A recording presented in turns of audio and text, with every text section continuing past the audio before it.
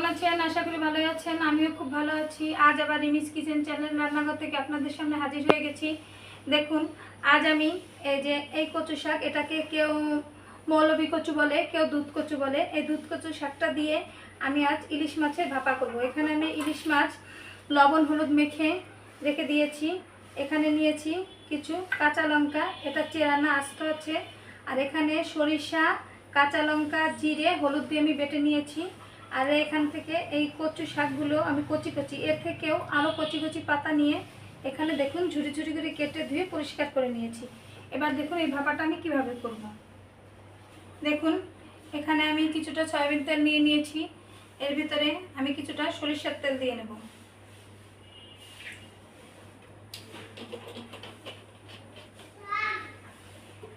এরপরে দিয়ে দেব এই সরিষা বাটা।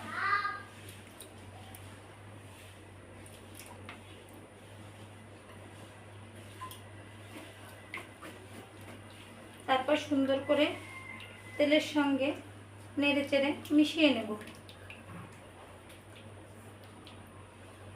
হলুদ গুঁড়ো এর ভিতরে দেওয়াই আছে, মাছেও দেওয়া আছে, তারপরও সামান্য একটু হলুদ গুঁড়ো দিয়ে দেব।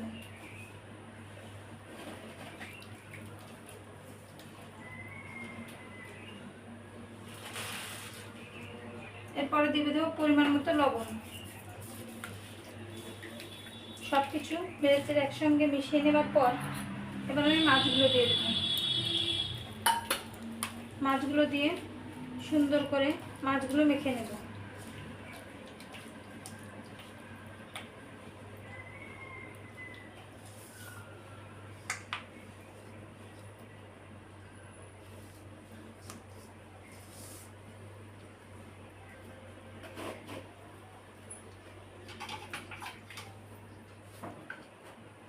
এবার দিয়ে দেব পরিমাণ মতো জল।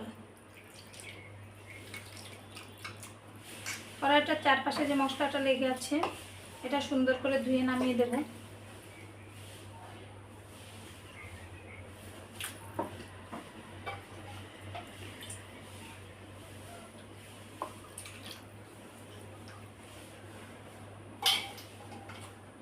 এর উপরে দিয়ে দেব কচু শাকগুলো।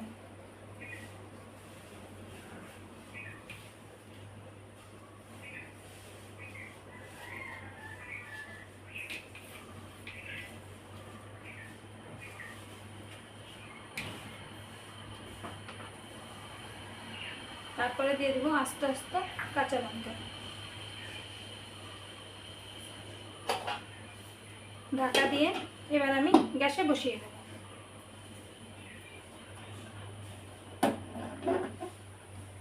গ্যাসটা অন করে দিলাম। এবার জাল হতে থাক কিছুক্ষণ, তারপর আমি ঢাকনাটা তুলে নেব।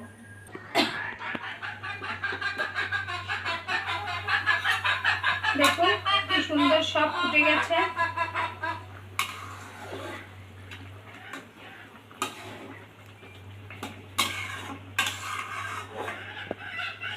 এবার আমি আর একটুখানি ঢাকা দিয়ে দেব, দিয়ে গ্যাসের জালটা একটু কমিয়ে দেব।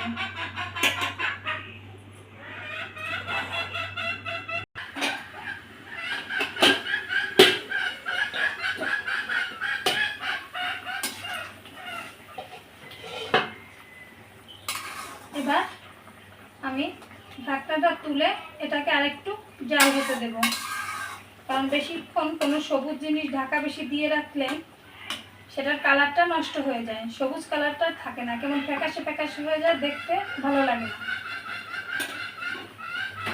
এটা ফুট ফুট করে আরেকটু জাল হবে।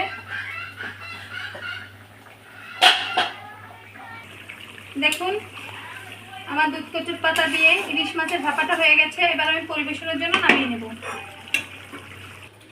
দেখুন আমার দুধ কচুর পাতা দিয়ে ইলিশ মাছের ভাপাটা হয়ে গেছে। এভাবে আপনারা একদিন করে খেয়ে দেখবেন, আশা করি সবার ভালো লাগবে। যদি আপনাদের ভালো লাগে তাহলে আমার ভালো লাগবে, আর আপনাদের যদি ভালো লেগে থাকে তাহলে প্লিজ আমাকে লাইক কমেন্ট করে জানাবেন। রিমিস কিচেন রান্নাঘর চ্যানেলটা সাবস্ক্রাইব করে আমার সঙ্গেই থাকুন। সবাইকে ধন্যবাদ।